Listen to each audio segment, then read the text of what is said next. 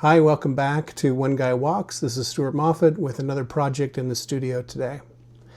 I'm going to be scanning a paper document. So not a bound book, but just a sheaf of papers that is intended to be a book. My dad received this from his cousin-in-law, a woman by the name of Gayle Beavis, who married Jack Nelson, became Gayle Nelson, and she lived with Jack in and around Peterborough, Keene, where a lot of this family came from, the Nelson clan. She wrote a book called Forest to Farm, The Early Days in Otonabee. Has lots of great stories and information about the families, where they lived, how they lived, who had what land, and some genealogy of the families as well. This copy is, I think, the second copy. The first was in 1975. I think it was a little bit thinner, had a different cover. And then she published it again in 2000, and I think I've got the updated copy. Not certain about that, but I think that's the case. So that was in the 70s and again in 2000. But in the 90s, she compiled, and I'll try to lift it up here, this sheaf of papers that became a book. And in fact, I don't know if she ever bound it and published it. I'll show you the title page. It is the Neilson-Nelson Kith and Kin. Kith and Kin, sorry. D. Gayle Nelson, B.A. And the second page says that it is a history of the family of John Neilson and Janet Weir of Lanark Parish, Scotland, and Otonabee Township in Ontario, Canada. So I've got this sheaf of papers. Now some of them start with stories that she has compiled, and some black and white reproductions of photos. And then a big chunk of it are family group sheets. I'll show you a copy, family group record. And all of this is printed information. She did, when I was probably, I think when I was 19, somewhere around that time, we attended my great uncle Fred's funeral, and I met Gayle, not for the first time, but maybe in my own memory for the first time, as an adult anyway. Probably was introduced to her as a kid, just didn't know who she was. And we met at the reception after the funeral, and she gave me floppy disks, the little hard ones, 3.5 floppy disks, with all of this data on it already. So that was, I guess she published this in 91, and that was in 89. So it probably contains everything that's on here.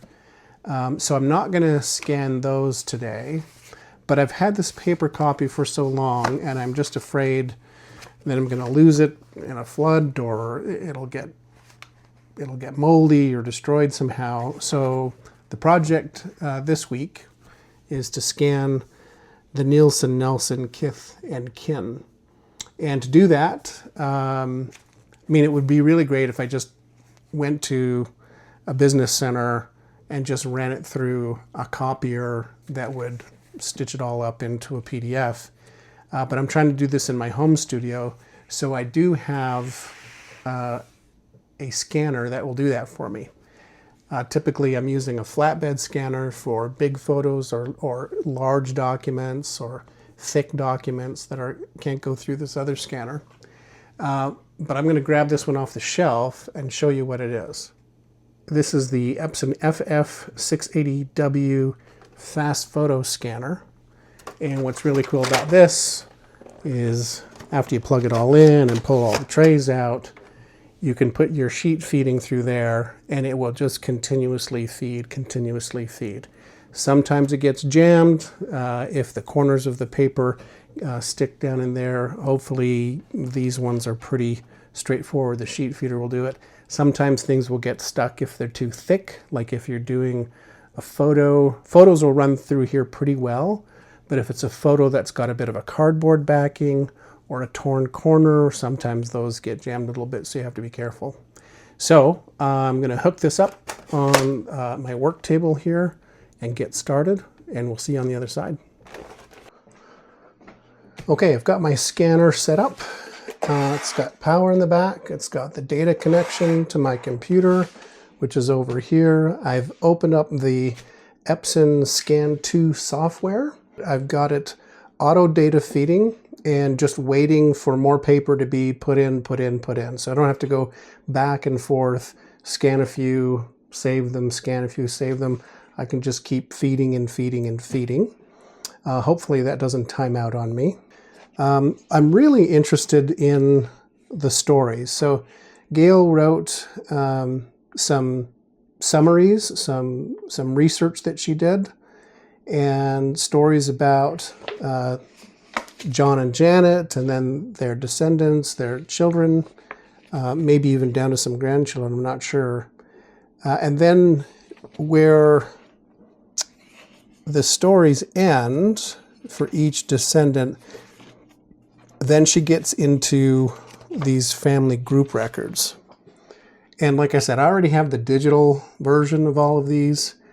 I could scan just the stories, just what Gayle wrote, and then separate these, but I may as well just scan the whole document. I'm just one of those archivists that wants everything digital just in case I ever lose what I have on my family tree for these Neilsons. So, but I don't want them to get stuck.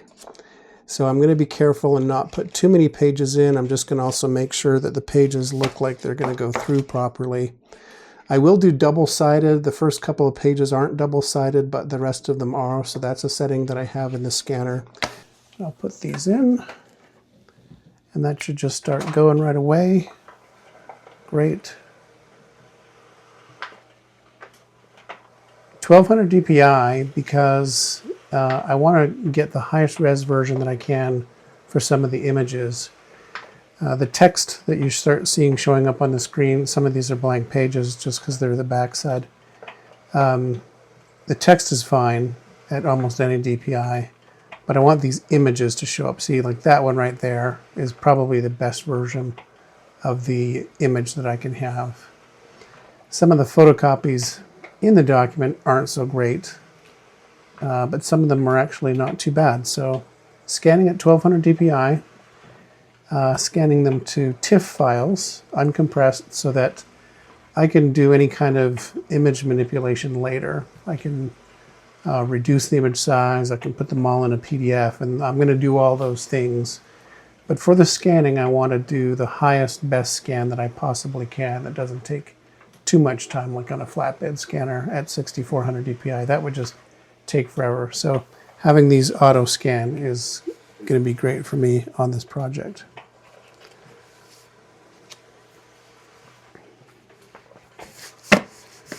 And then when this bunch is done, just wait for them to go through. Grab the next bunch.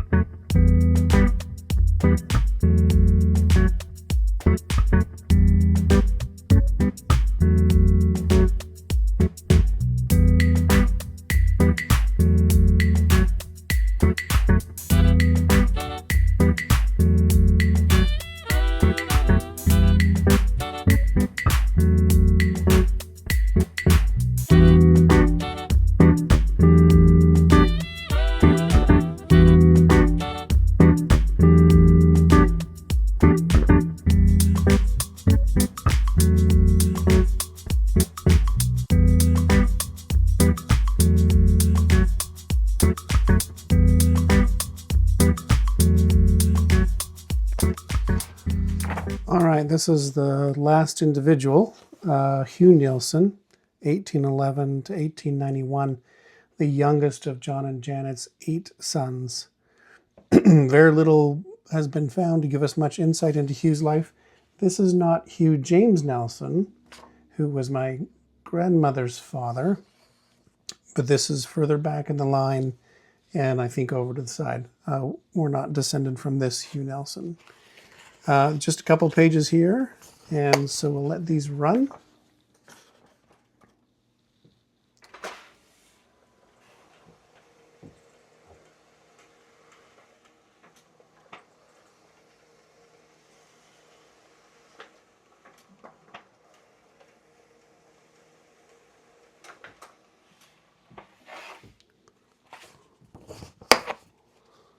And that is the entire manuscript of the Neilson-Nelson Kith and Kin. And now I can rest easy. I now have a digital copy. I can back that up. I mentioned I did scan in like 1200 DPI TIFF files. So I've got more work to do.